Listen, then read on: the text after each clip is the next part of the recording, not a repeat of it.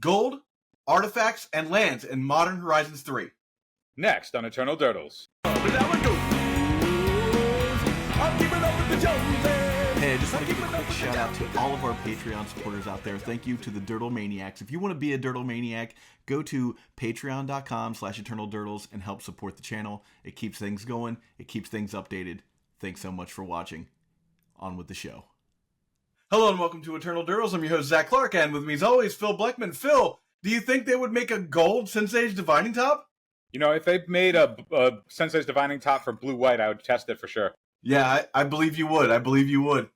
So this episode we're going to go over first gold cards, then artifacts, and then lands. Spoiler alert for anybody watching, this is probably going to be, it'll be the most cards. I won't say it'll be the longest video, but this is, what do we got here? 20 cards. 20 cards to talk about. So I don't know it'll be the longest video, but there are some bombs in the gold cards, I think, for sure, that we haven't gotten to touch on yet. A lot of people have been asking, you know, what about this land? What about that land? I'm like, wait for the lands video. This is that video. And we'll probably do a commander video as well. None of the commander cards have been talked about yet by us, so that'll be coming eventually. This episode is brought to you by Tales of Adventure. Go to toamagic.com and use the code Durdles for 5% off your order. You'll be directly supporting the show, and you'll get the entire order in one package. No more waiting for several packages. That's toamagic.com, code Durdles for 5% off. But let's start, Phil. Let's start with Cranial Ram. Cranial Ram is a black and red for an artifact equipment living weapon that says equipped creature has +X+1, where X is the number of artifacts you control, and it has equipped 2. Pre-banned in Pauper. What do you think, Phil? I think that this won't come up in Legacy at all because we have better alternatives. It falls into that camp of Legacy light cards that we've sort of talked about on other episodes. But yeah, I mean, already pre-banned in Pauper, and I think it's just because it's it's functionally a reprint of other cards that have been banned before that they mentioned, and they were like, why risk that at all? And it's not going to affect Legacy at all because there's a version that you can cast off Ancient Tomb, so that's that. And we already don't. Yep. Yeah, I agree. I think, if anything, this might open up like a tier 4 archetype of black and red affinity, but those aren't even colors that I think affinity would generally want to play to begin with. Like, if you were trying to be an affinity deck, like, you'd probably want to be in the blue spectrum to have access to Thoughtcast. That said, colors don't mean anything at a certain point, so maybe having a 2-color Ram thing might help. If this gave Trample too, I'd be more inclined to say, oh, maybe. Yeah. I mean, I agree that, like, everything you said. Yeah. All right, next card is going to be Invert Polarity. Invert Polarity is a blue and red instant for 2 blue and a red, and it says choose target spell, then flip a coin. If you win that flip, gain control of that spell, you may choose new targets for it. If you lose that flip, counter that spell. Phil, do you think this could possibly see play as, like, maybe even a fun of in a deck that might, like, be like, a 3 mana counter spell, I can pitch this to, to Force of Will if I have to, but it could be a blowout? No, I don't think anybody ever actually gets past the opportunity cost of, like, the risk of this card. Yeah. Not doing what you want. Like, you have to put it in your deck, and not knowing what it does, like, not knowing what a card actually does in your deck is such a it's such a baseline. Like, I imagine most competitive Legacy players would be antithetical to. Not only that, but also the paying 3 mana for this counterspell. We've talked before where I don't think counterspells anymore can cost mana. 3 mana is a lot, yeah. To not only, like, have this, like, you can cast a Force of Negation, but, like, the fact that, like, Force of Negation, being hardcast, like, that's the upside the same way that Force of Will has, but it's not in your deck because you can cast it that way, and so I don't imagine that this ever sees play outside of somebody at their FNM trying to, like, feel something. But I don't think it'll ever see play otherwise because the coin flipping aspect, the gambling aspect in a competitive environment is just too steep of a cost to put a card in your deck with. Yeah. Even at its baseline counter target spell, like, we've got better than that, of course. So yeah, I agree with you here. I would not be surprised to run up against this at like your Monday Night Legacy event or something like that. It's just like a blowout, like, ha, Gotcha. But like, yeah, I don't. I think that beyond that, like, I wouldn't play around this card. All right. So next we have Kudzu, King Among Bears. Kudzu is a legendary bear creature. So it's a 2/2 for 2 mana. That's 1 green and 1 white. And other creatures have base power 2/2 and are bears in addition to their other types. I like this particularly as a hedge against like Plague Engineer and Infect, and also it's like a team pump and Infect. Not to mention it's making Embiggen slightly better because now it's also a bear. So you're getting another bonus with Embiggen, which is cool. I don't know that I would play this main deck, but it seems like an interesting include. And specifically Infect. I don't know if there are any other decks that are like, oh, I'm going wide. I want to make all my 0-1s 2/2s, you know? Yeah, I think the Infect side of like looking at it through the lens of an Infect deck is the most creative that I've seen anybody like discuss this card as. I mean, it's one of those cards that strikes me as like, okay, it's a really powerful effect that sort of controls the size of the table, and it's green sunnable, so it's like, you know, that obviously like any creature that has like an interesting or powerful effect, knowing that you as a singleton you can just have 5 copies of in, you know, the infrastructure of Green Sun Zenith, makes it so that like I look at these types of cards like higher than I otherwise would. I just don't know what other aspect, because it affects all the rest of the table, where size would otherwise matter outside of exactly Infect. So like it's one of those cards where the effect is powerful enough that if I see it at tables, I think that'll be sort of interesting. I was like, oh, is this also a world where, like, you know, your Cheerios nonsense like gets a secondary thing because now you have this static pump effect for all of your 0 drops or whatever. But that's obviously like glass cannon and stuff. But I was just trying to think of aspects of where actually changing the size matters, because it doesn't affect constructs because they have its base power, so they still get the additional pump. It doesn't affect Murktide Regent because it has +1/+1 counters, so it just gets its base is minused by 1, so that's not significant. All of the effects that you care about in other creatures, like Delver just gets a point knocked off, but otherwise DRC still has the effect that you care about. Bowmaster gets bigger, as does the army, but like I don't know if you would do that in your Obzon deck. Yeah. So it's like I just don't know where this effect actually is applicable in a powerful way outside of Infect. So I don't think it'll show up, but at the same time, it's a powerful enough effect that if I see it at the top table and somebody's experimenting with something that I'm not thinking of, I wouldn't be surprised. Okay. Next we have Hoyt of the Reliquary. That is a 2-mana 2/2. That's a black and a green for a zombie knight with vigilance. And it gets +1/+1 for each creature in your graveyard. Then you can tap and sacrifice another creature to search your library for a land card and put it onto the battlefield tapped, then shuffle. I want to start by saying I was at the local on Saturday. I ran to Stress, and I talked to Stress specifically about this card, and his response was like he's not sure where it would fit. And then he brought up a pretty salient point, which I thought was pretty interesting. He's like, with Knight of the Reliquary, you're trading something that costs no mana for something that costs mana, right? Like, he's like, you're getting a little bit of value, or at least no mana for no mana, right? Like, sack a land to get a land, right?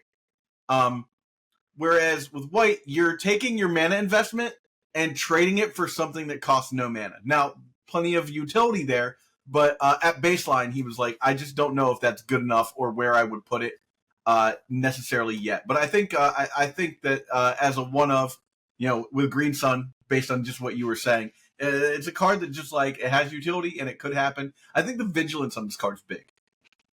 Yeah, I think that this is, I mean, granted, this is not my wheelhouse of cards to really take a deep stride in.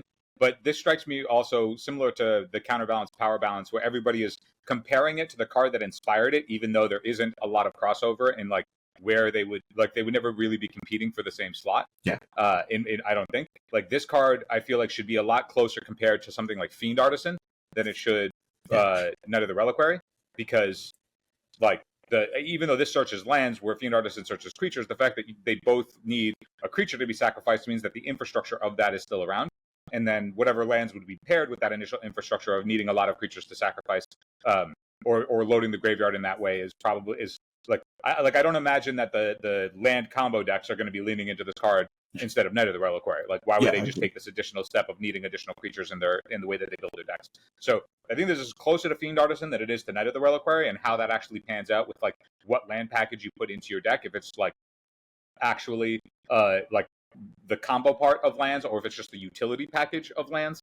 But I imagine that the lands that you would want would need to work out some way with the creatures that you slotted in. So like when we get to Shifting Woodland, like there's that sort of space, but like being able to turn, like this is just an additional way to get your Bojuka Bog or your Karakas or your, whatever utility land as opposed to your combo land. So I imagine it's closer to that space to help with lands that can help the creatures that you're playing get across the finish line in a meaningful way, rather than being it's a lands combo deck that is using this as a tutor for it. You know what I mean? Yeah.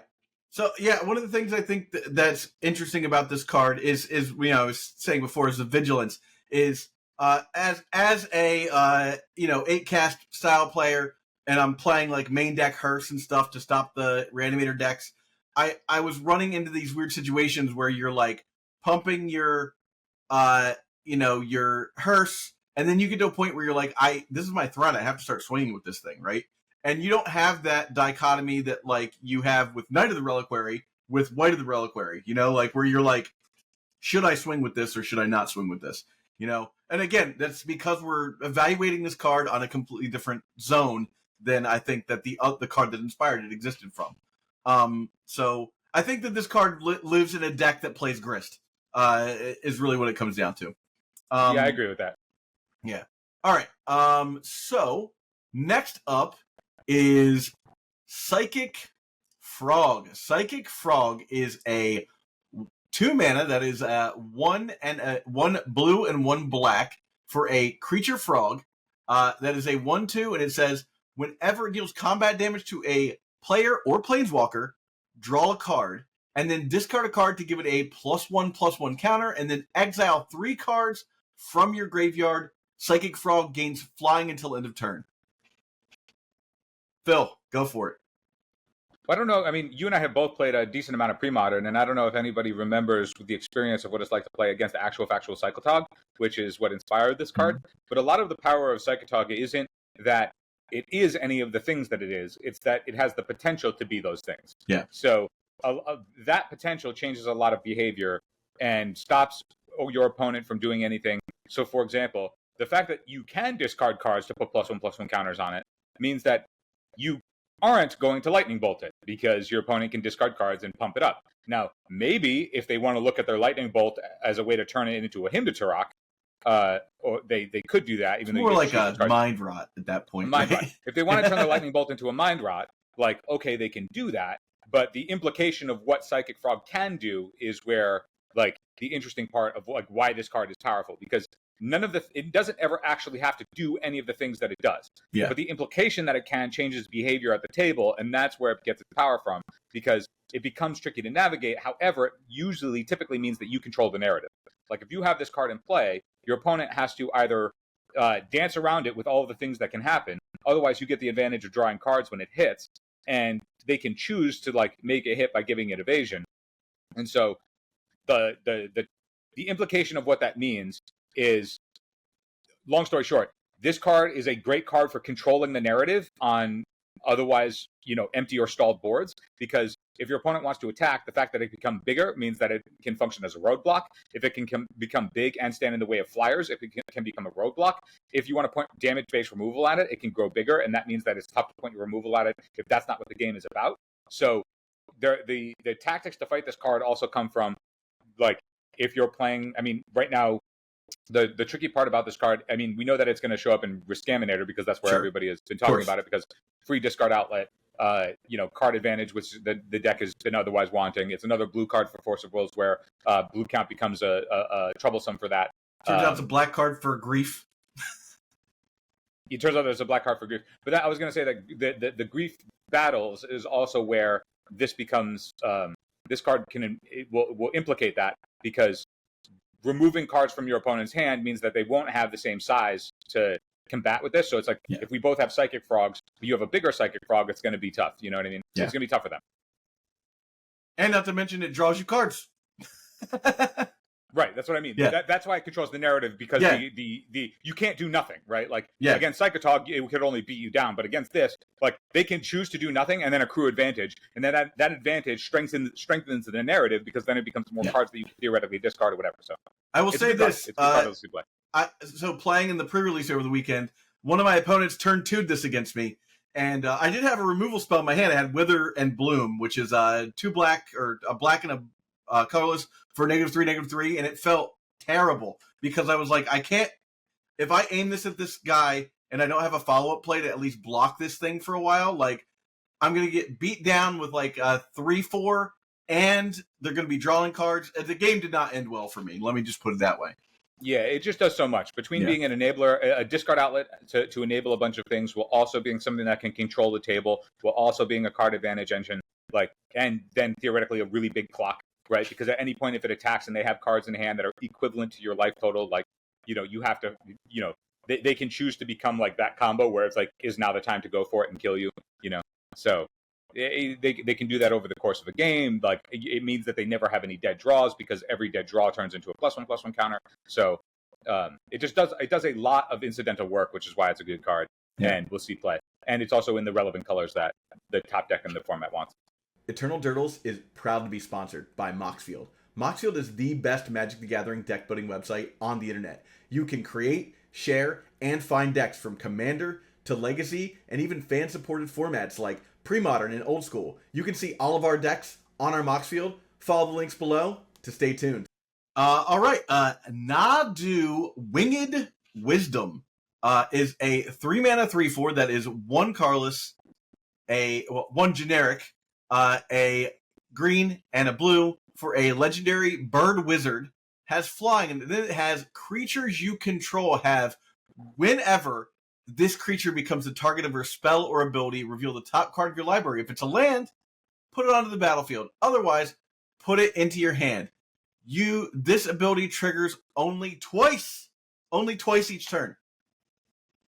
Yeah, that clause is so strange, because like the advantage. I mean, everybody has sort of already talked. I feel like this is the most talked about card in the set, because it's just like so obviously, like it generates such an obviously overwhelming advantage that it's just like, it's statted in a way that I don't understand, and it's in relevant colors, and it just works against, like, there isn't a position where this is bad other than that it doesn't have an ETB.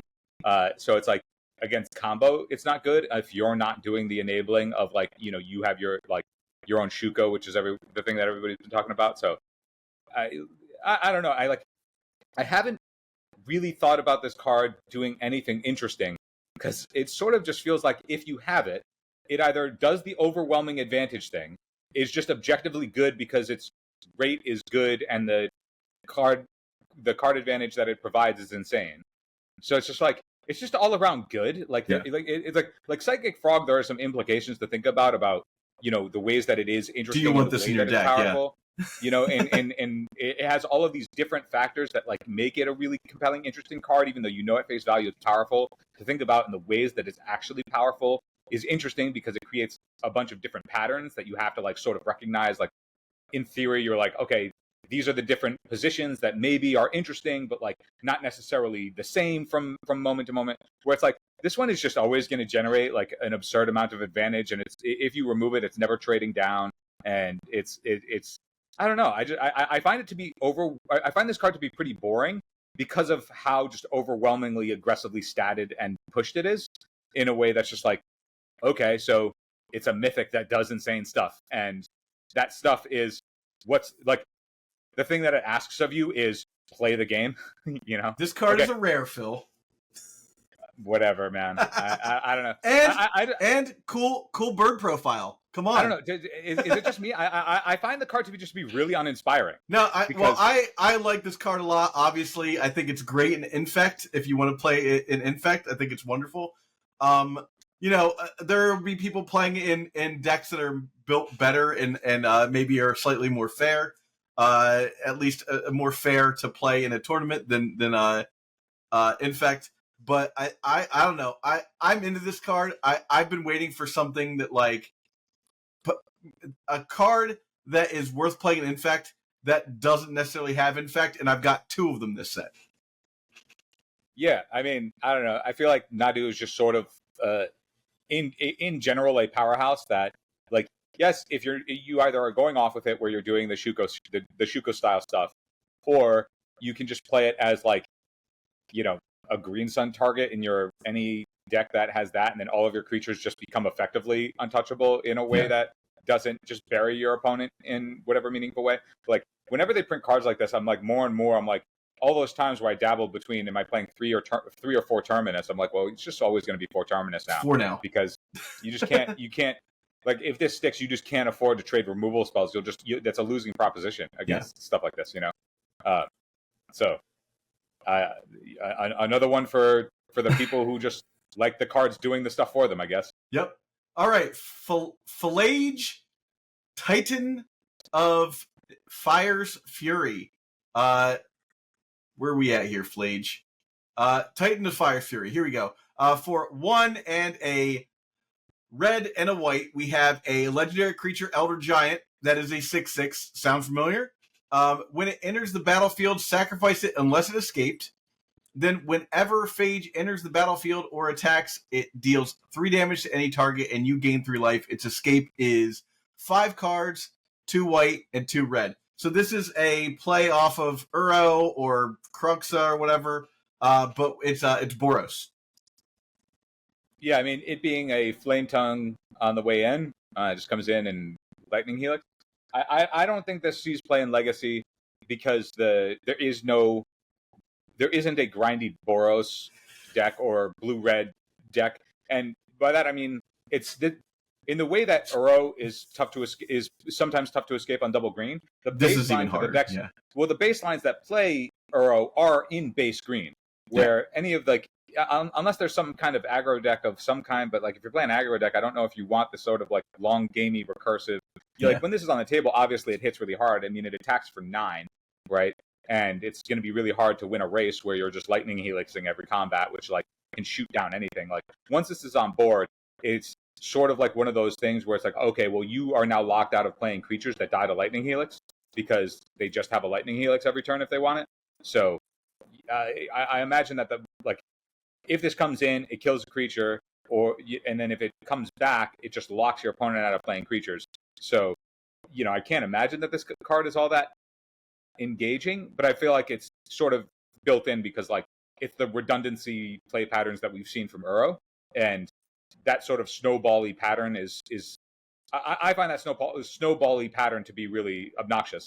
So I unfortunately, though, I don't think that this card is going to show up all that meaningfully because white, red is just so steep in Legacy. And there's no like Just Guide control deck that like wants to like kind of like slot this in as like a you know a control card.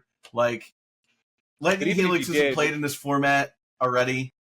Yeah, it's like you can have like it's tough because most of those decks are going to be baselined at an island, and if they're playing 3-drops, they're probably playing some amount of basics. And if your islands are in play and they're just stymieing you from being able to cast this, it's like really tough to be like, why would you ever, if you were ever playing that control style deck, why would you ever reach for this instead of just reaching for Uro, which is in half of your base color, if not both of your base colors?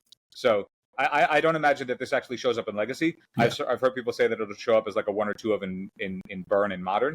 All well and good, but I'm sort of content that this doesn't seem like it'll touch Legacy in a meaningful way. All right.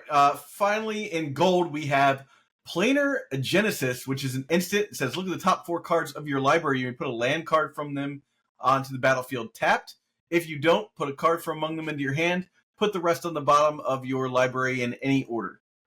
So it's kind of it's another in that growth spiral like category. I don't know why I chose this card, to be honest. Maybe I was thinking about like Infect or something like that. Just like anytime I see a Simic card, I get excited.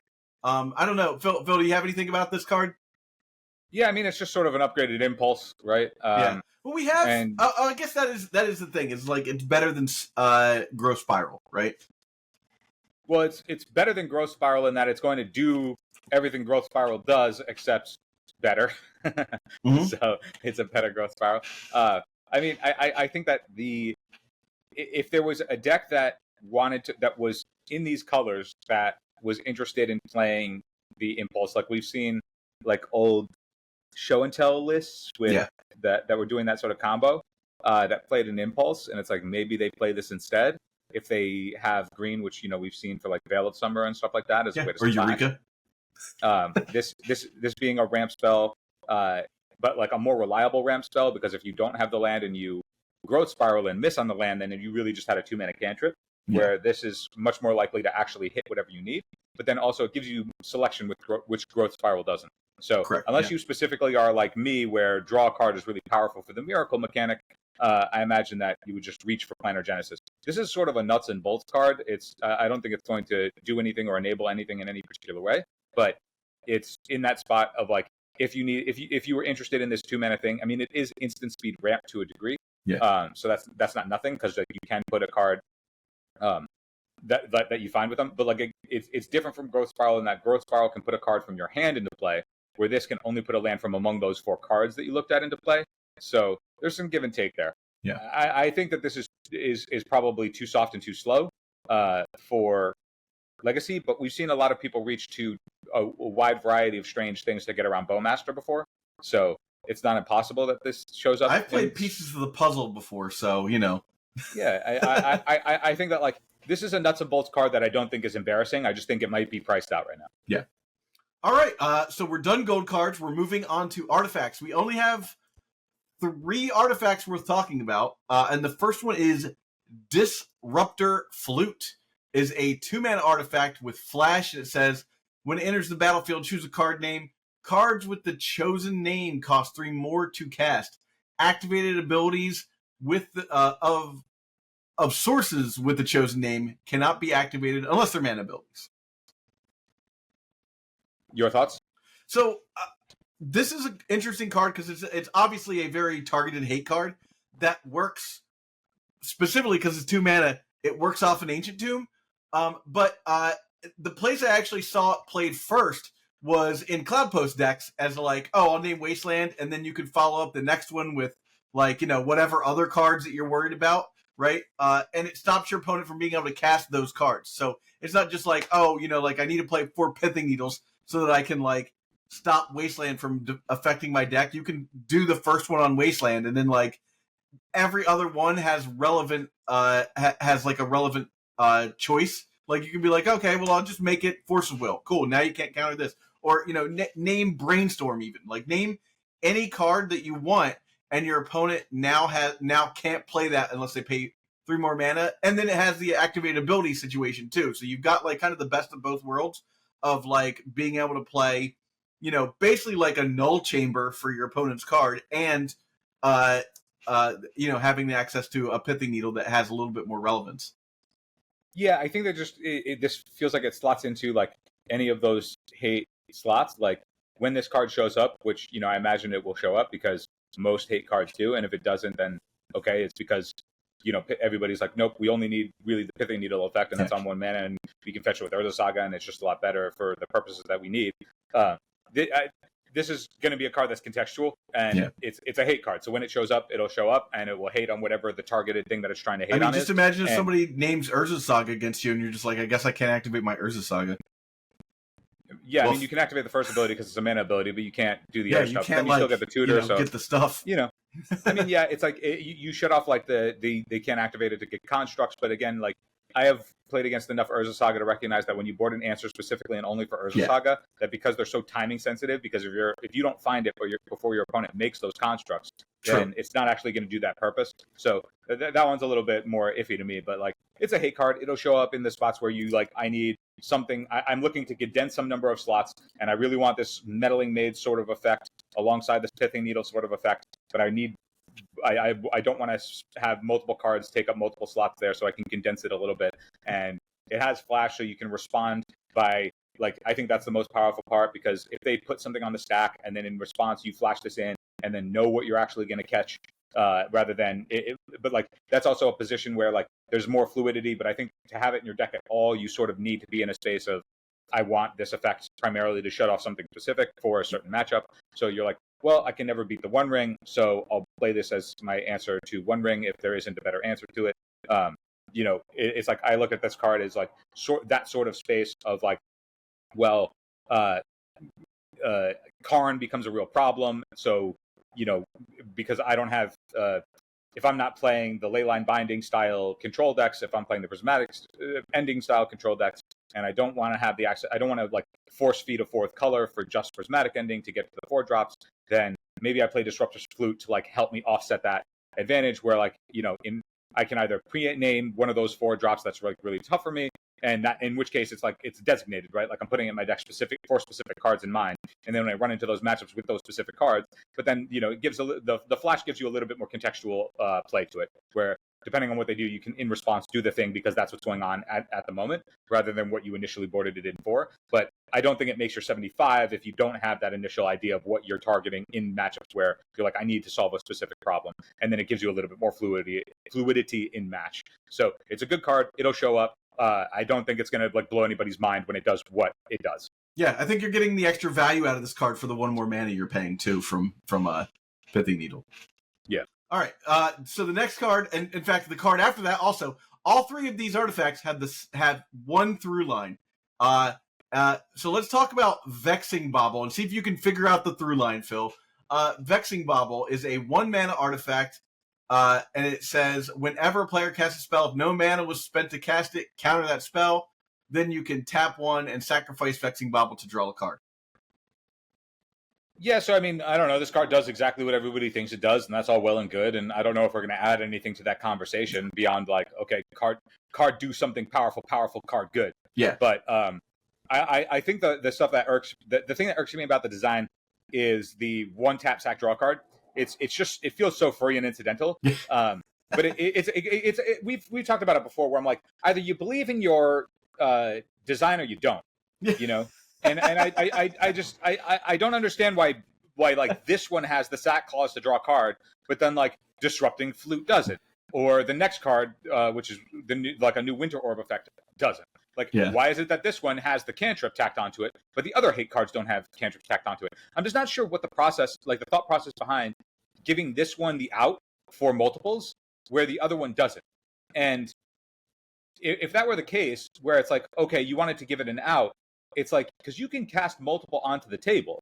It's not like this costs 0 mana. So it's like, if you wanted to be able to cast your other ones or whatever, like, even that, though, is like really dumb. So like, I don't understand. I just don't get what the point behind like making it. It's like, okay, we want to give an out like to the stuff that theoretically this is a hate card to stop the people that otherwise are doing the degenerate things. And it is good that if somebody has access to the degenerate things, that you should do things to protect the players that aren't doing the degenerate things, because the degenerate things are usually the decks that are not interested in whether or not they have an opponent. And so to like, just from that point of view, if we want to protect the players that aren't doing the degenerate things by giving them these kind of hate tools, that's all well and good. But at the same time, having this kind of piece means that the degenerate decks are also going to be able to use it, because they can just use this, turn off whatever, like, at least in Legacy's context, they can play this, stop you from, like, blank your free counter magic, go off with all their stuff that does cost mana, and then if they have anything to do that doesn't cost 0, they can then, like, okay, play out all my 0 mana artifacts, cast Vexing Bauble. That's effectively a silence effect. Yeah. And then when they're done casting their shit that they don't need, that they like clear through the silence, they can just sack this and draw a card. I don't know. It's a powerful effect. It'll obviously show up, but I wish they explained why they put cantrip style stuff on cards like this, because I just don't get it. Other than, I can tell you why they did this in design, because they don't want you to feel bad about having this on the board. Yeah, but like that is the answer. They got rid of those feel bad effects. Maybe they're like, we want to have some tension. We want to have something appealing enough to like get this off the board to like turn that stuff back on, rather than it's just generically being a hate piece that then just like makes it so players don't play. Yeah. So maybe it's like an incentive to like for you to get it off the table, and so like it creates for more dynamic games. Like I guess you could argue that point. That it's like, okay, yeah, this on turn 1 is just like slows everything down and like turns off the free stuff. So like, which, don't get me wrong, that's all well and good. Like hate on that shit all the time. That's fine. But I guess it's like, well, if players are then at a point where they can't do anything, then you want to have an out to be able to turn this off. So I guess that's fine. Maybe that's it. Maybe that's where we're at. If that's the reason, I guess that's fine. It just feels like a reach to me, but I also haven't played any games of it yet, so I don't know. Yeah. But powerful card, do powerful thing. Yep. All right. Finally, we have Winter Moon.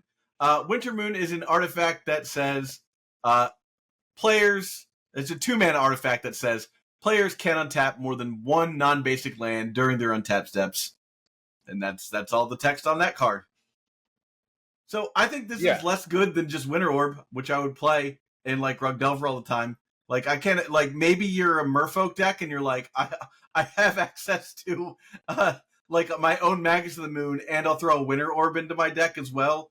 I guess I don't know. I don't know why this card exists aside from like the Modern. I guess maybe they were like, in Modern somebody might want this. Like I could see like a red deck being like, you know, like Burn being like, oh, I'll throw this down and like stop myself from losing for a couple of turns.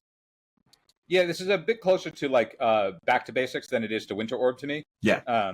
Because the incentives for how you build around it in your deck are closer to Back to Basics than they are to Winter Orb.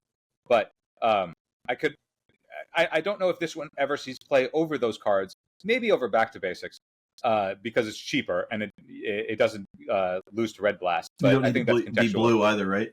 You don't need to blue. It's 2 mana instead of 3, so like there's some advantages there. But like a lot of the decks that outside of exactly like 5 color or like the shit that I like to play, you're any of the decks that are running a whole ton of non-basics more or less do operate on 1 to 2 lands. So like maybe you like stymie them for a second, but not in a way that's like crippling enough to like put a hate card in your deck for. Yeah, so like I have to wait another turn to play my Draco. I think so much of this card is contextual to be like, okay, well, if you expect like it can also be played to your advantage too. I just don't know if it would be better than actual factual Winter Orb. Yeah. In which case, this card might fall into the Diet Legacy camp of all the other cards that we've talked about in a similar way, where it's like, if you wanted this effect, you would just play Winter Orb, because if you're the deck that can operate on 1 to 2 lands max, and you want to like dunk on your opponent, you would just use the Winter Orb, which would also stop basics from untapping. Yeah. So it seems like that's just the better line for those players. So I can see a world where this does show up in that back to basic space, but I also can see a world where it's just the Legacy Diet version. So, I mean, it's a hate card, and any hate card in my mind is like viable enough to show up, because the hate cards are always contextual based on what they're hating on. And if what they're hating on becomes the thing that we need to like target, then those things suddenly go up in stock. So I'm never surprised to see a hate card on the table. I just don't know if this is a hate card contextually for the format where it is now, if it actually shows up in a meaningful way that actually warrants itself in your deck. Well, I'll say this about Winter Orb and Winter Moon. I played a lot of Winter Orb back in the day, like all the way back to Titania's Song, like the first Pro Tour like era. And Winter Orb has its place. You want to play Artifact Mana and stuff like that, or you have a really low curve in the case of Rug Delver, so that it doesn't affect you that much. But the key to playing this deck was slamming this right after your opponent tapped out. And we just don't live in a world where opponents tap like 5 mana and then it takes them 5 turns to get like back up to square one. So I think that I think like even in a situation where you're doing Winter Moon and Winter Orb and you're getting all that value out of it for like that time walk of like a few turns, this does that less so. And like you have to play what I would consider probably not a tier 1 deck to make it work. So that's kind of where I am with this card. To that end, we are now in the realm of lands. So we are finally into talking about lands. Let's start with Archway of Innovation. It enters the battlefield tapped. Unless you control an island, it can tap for a blue, and then for a blue and tap it, the next spell you cast this turn has Improvise. I don't know that this is going to see play, specifically because, one, you need an island. It's not like 8 cast is like just running around with islands, right? Like you don't have a ton of islands to just like throw around. And like Improvise, most of the stuff we have in the deck either already has Improvise or has Affinity. So I don't know if that's where you want to be, and that's the kind of deck that you would want this to go into. So I just don't think the payoff for this particular card, and this card said draw 2 cards. If you control like 6 artifacts, I'd be like, maybe it's a one of. But just cheating on mana in a deck that already cheats on mana so much just doesn't feel like it's necessary. It doesn't feel like it's doing what the deck wants to do. Yeah, I imagine that what this deck is like, you can go like, if you're playing all of the problem is like a lot of the artifacts that you would otherwise play are making you mana in general. But if you are in the bauble shell, let's say you're bauble shelling, I mean, maybe there's a world where you're like, okay, I'll play Archway of Innovation as my mana ramp so I can play the baubles, and then on turn 2, if I have enough of those zeros, I can, with my island, or if my Archway came into play tapped on turn 1, then turn 2, I could tap 4 artifacts, cast Karn, and now we're off. Sure. I don't know if that's how that, or why that, or anything like that would be better than just Ancient Tombing. Yeah. And that might also be a space where Legacy might just have so much fast mana because we still have Mox Opal, we still have all of the soul land effects that Modern doesn't have access to, that this is just, even though this isn't a Diet Legacy card, it just falls into the camp where it's pushed out because there's just so much faster mana that you don't need to jump through a hoop to get it. I don't know if this card would be playable if it said the next spell you cast has Affinity. Like I just don't think that like cheating on mana is good enough for like playing a land that like will probably come into play untapped or tapped, and you're it's gonna get wastelanded in many scenarios, right? Like, and then you have to build your whole deck around this. You're like taking out like Kappa Cannoneers. Like you're like, if I'm giving a thing, I want something that like makes Kappa Cannoneer look dumb to play, right? Like, so then you're like, okay, I'm gonna play this like bomb that I can improvise out, and you're just making your deck less consistent. And that's for 8 casts. So I like, maybe there's a scenario where you want to play some other deck that uses this card, but in my mind, 8 casts is the only place like this makes sense. Maybe, I don't know, ask Tony Scapone, like this might be a card that in like Grixis, the Grixis, what's called, Saga Storm, that might be a thing to do. So that's a possibility. Yeah, I think that the problem is that so many of the artifacts that you would otherwise wanted to put in play are already generating you mana. So like, I just don't see where this card has a home. And it's totally fine that this card seems like it's powerful, but it doesn't actually have a home because Legacy just has such a high ceiling to break through that. All right. I think that's going to be the same for the next card too. Yes, indeed. So we have Arena of Glory. Arena of Glory enters the battlefield tapped unless you control a mountain. For 1 red, you can tap it for 1 red. But then for 1 red and tap it, you can exert this, which means that it's going to tap and stay tapped for 1 turn. Basically, gets a stun counter. Add 2 red. If that and then you can use that for a creature, and that creature gains haste until end of turn. The reason why I bring this up is because if you're trying to make, like, we're living in a world where now we don't have access to Sticker Goblin. Maybe the Goblins deck wants to try this and then like attack the turn the Rabble Master comes into the play with the Rabble Master, or Legion Battalion, or whatever those cards. I was thinking this is more of a like red Stompy Shell kind of situation. Is it good enough? I don't know, but that was where my head was at when I was evaluating this card. Yeah, these arches like needing the Mountain Claws, in all of these decks that they would otherwise want to go into, at least the shells, it seems as though they really just want to be Ancient Tomb decks. Yeah. And if you're already in that space, it becomes so much more difficult to have the basic reliably when you have this card as well. And when you're looking at the non-soul land cards that you're putting in your deck, it's like you're competing with like stuff that just seems way more powerful in a vacuum. Like, it's just going to be so hard to compete for the Urza Saga style slot. And this is contingent on what you want to give haste to, but I feel like it's too many hoops to jump through if it doesn't win the game on the spot with whatever you're putting into play. And I imagine that whatever you're putting into play would win anyway. And now that Lava Spur Boots exists for the Urza Saga, I just don't know what this deck would grant you that the Urza Saga package with a Lava Spur doesn't also offer you. So I think that this is priced out because of that, and I don't expect this to show up. Yeah. All right, let's talk about Monumental Henge. Monumental Henge, obviously is a land. Let me get to it real fast. Go. Monumental Henge is the white version of this, so plains, and then it taps for white mana. Then it says 2 and 2 white. Look at the top 5 cards of your library. You may reveal a historic card from among them and put it into your hand. Put the rest on the bottom of your library in a random order.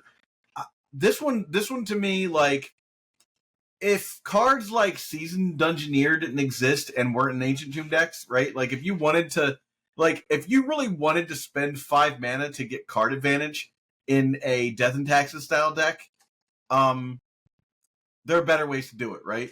If this costs 2 in tap, maybe I could see that working. But anything that's like 4 more mana, you got to consider that this is like costing you a mana to do. I just don't feel like you're gonna get your value out of that. Even throwing this in the deck is like a fun of. And there's plenty of cards in that deck that like are historic that you could like get. But I don't know. I'm not seeing it. What do you think, Phil? No, we've seen these sort of utility like value lands for like a big mana investment before, and they just never end up making the cut.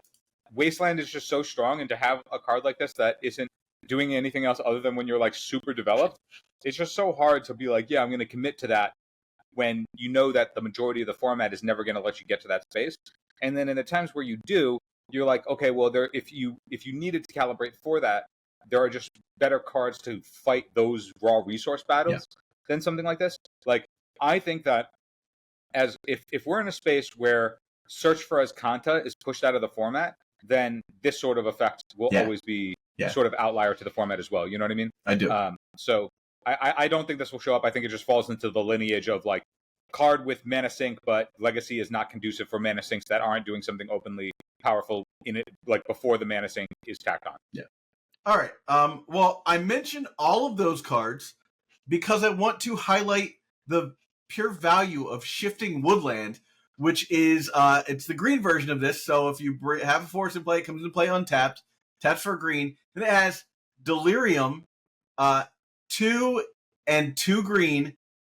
Shifting Woodland becomes a copy of target permanent in your graveyard until end of turn. Activate only if you have Delirium. This one I think can and will see play. Yeah, this one I obviously see play. I don't know what we can add to it that people aren't already thinking about as like really powerful. The only thing that you have to do is have Delirium and then 4 mana. Yeah. And this can pay for its own for one of its own green because it's not 4 mana plus tap. It's just 4 mana plus Delirium. Yeah. So it's this plus 3 other lands with Delirium, and then you just get to have something from your graveyard on the table.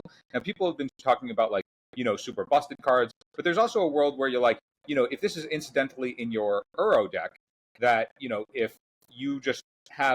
you have 5 lands, if you can tap 4 plus this, it becomes a copy of Uro. You swing, get the Uro trigger, and then do all that same thing until end of turn. And even something as simple as that is enough that like, oh, there's a world where this is powerful enough, because being able to copy any permanent as long as you have Delirium, that just makes it so that it's so universally applicable if you just have a slot in your deck for this. And granted, like, it comes into play tapped unless you control a forest. I guess one thing that we should talk about and why this one is so powerful, unless you control a forest. It doesn't say if you control a basic forest. You can just have a dual land in play, and that's qualifies as your forest clause.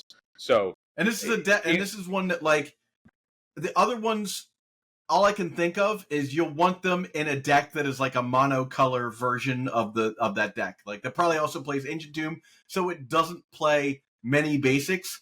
Or many, in that particular case, you're playing like Basic Island. The only thing that you would play in that deck are Basic Mountain, or Basic Plains.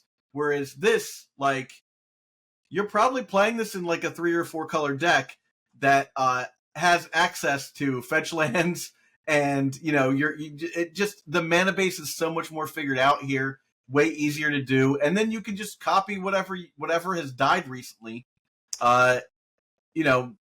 Anything from Dark Depths to Omniscience, like, there's a ton of things that just blow out the game. But then there's also just the value of being like, oh yeah, I'll get my Uro and attack. Yeah, I mean, I think that like the part here that'll be that people will actually get to dabble with and against is that it requires Delirium in order for you to activate this effect. So the other side of it, though, is that you can activate it at instant speed. So there's positions where, like, if you obviously you can just copy it and make it a dark depths, and then it sacrifices itself as 2020. Oh wow, you did it. But in that sort of shell, you could also, if you have a Knight of the Reliquary in the graveyard, you can activate this, and if it's been on the board, you then have an immediate Knight activation, which means that you just have a crop rotation. Yeah. And that kind of utility in a land that is also producing a color that you would otherwise want it to produce is really powerful.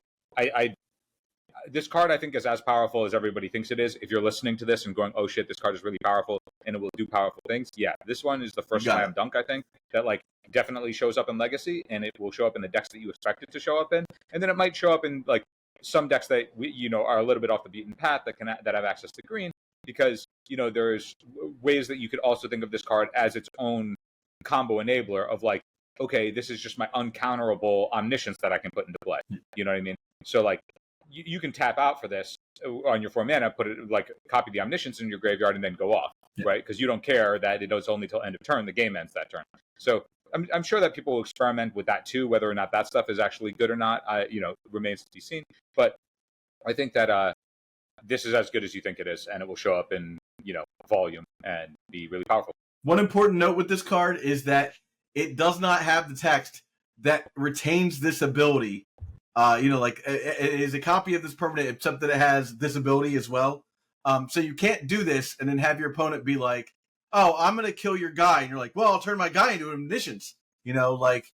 So you have to keep that in mind. You can't, like, if you have 8 mana, you're not going to be able to do this twice in a turn to like change it around, just a weird like corner case scenario.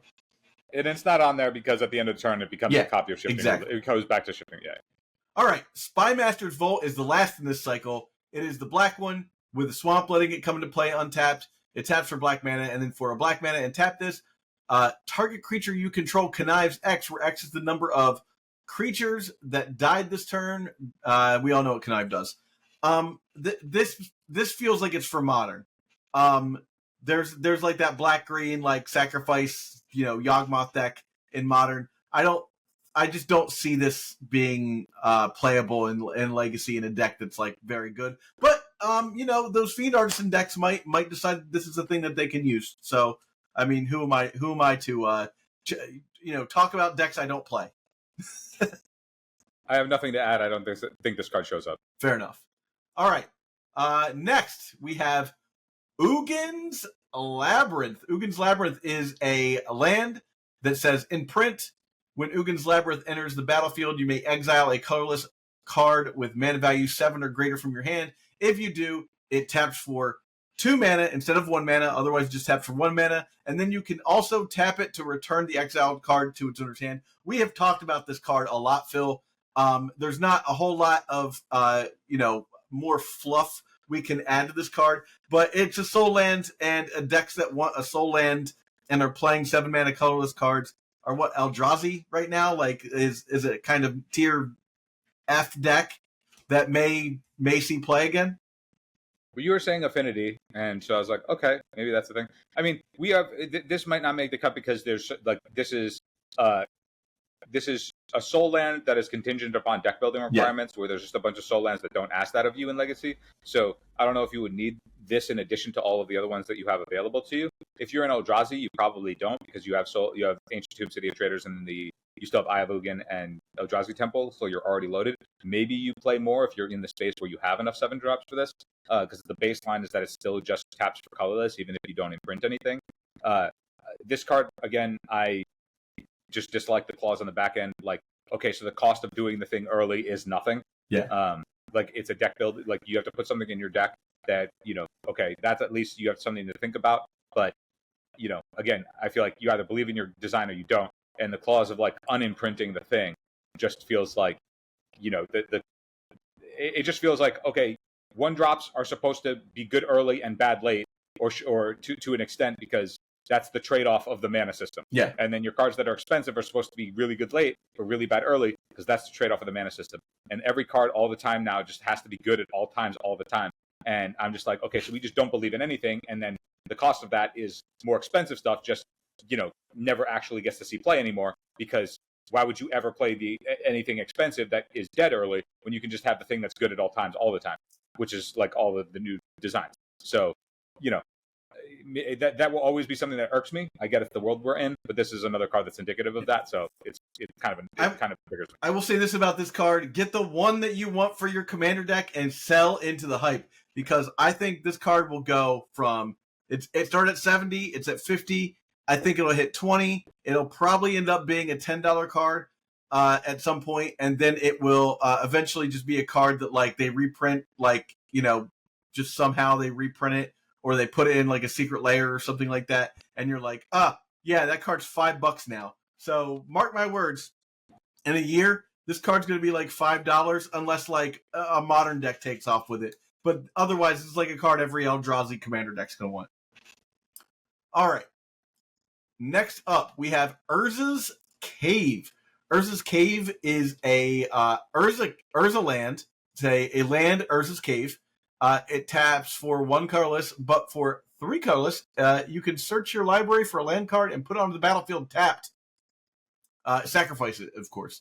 3 colorless and tap and sacrifice it, and put a land onto the battlefield tapped, then shuffle.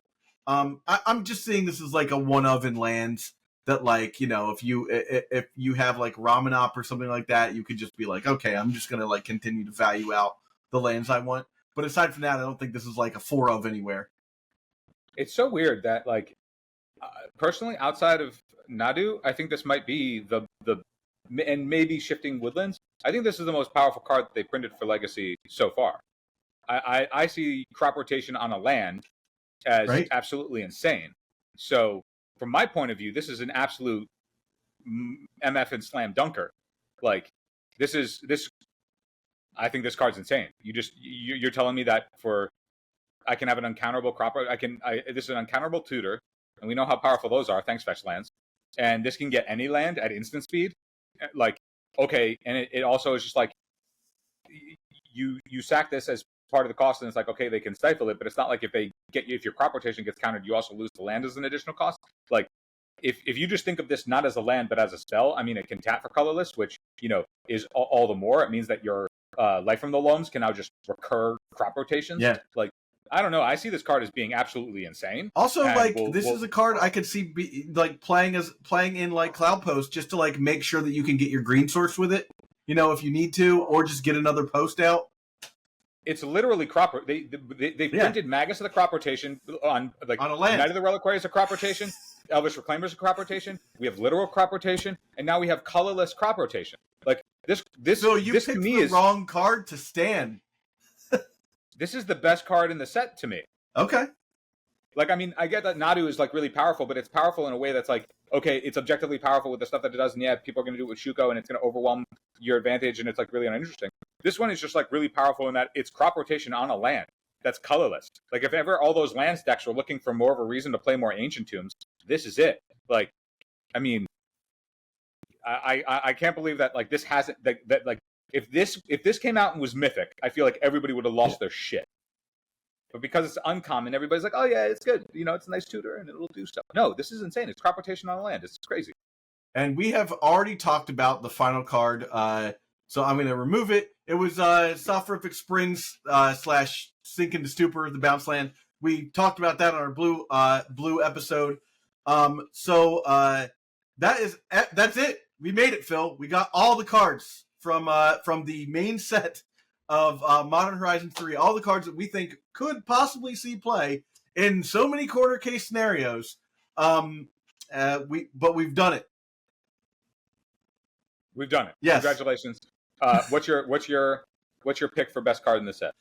My pick for best card in the set is probably Psychic Frog right now, or Nadu. It's like between those two.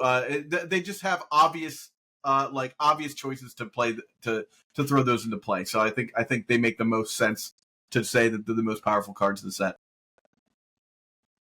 I can't think of any of the other stuff right now other than what's top of mind. So I'm gonna just, stick to my guns, die on the hill that it's Urza's Cave. Urza's Cave. Okay. All right. Well, only time will tell. So if you have enjoyed this, if you've gone through all of our videos, because there are 7 of them for this set, thank you so much for watching. If you haven't subscribed yet, what are you doing? You've been watching us for over 7 hours. Like, just subscribe to the channel already. If you can support us on Patreon, you can go to patreon.com/EternalDurdles. that would really help support the show and keep things rolling. I will eventually combine all of these into one mega episode, and we'll put that up on YouTube as well, so that you can just play it in the background at work and listen to all of our nonsense about this set for time in memoriam. But I think that does it for us this week. Thank you so much for watching, and we will catch you shortly when we talk about the Commander set, I suppose. Before you go, I need some help. Please subscribe to this channel and do your part to help sustain the Legacy content ecosystem. Just subscribing to this channel goes a long way to reminding YouTube that people love and support this format. Now, if you really want to go the extra mile, you should think about supporting us through Patreon. Both the links for subscription and Patreon are right here. And if you're listening on an audio format, you can go to patreon.com/eternaldurdles. Thanks so much for watching.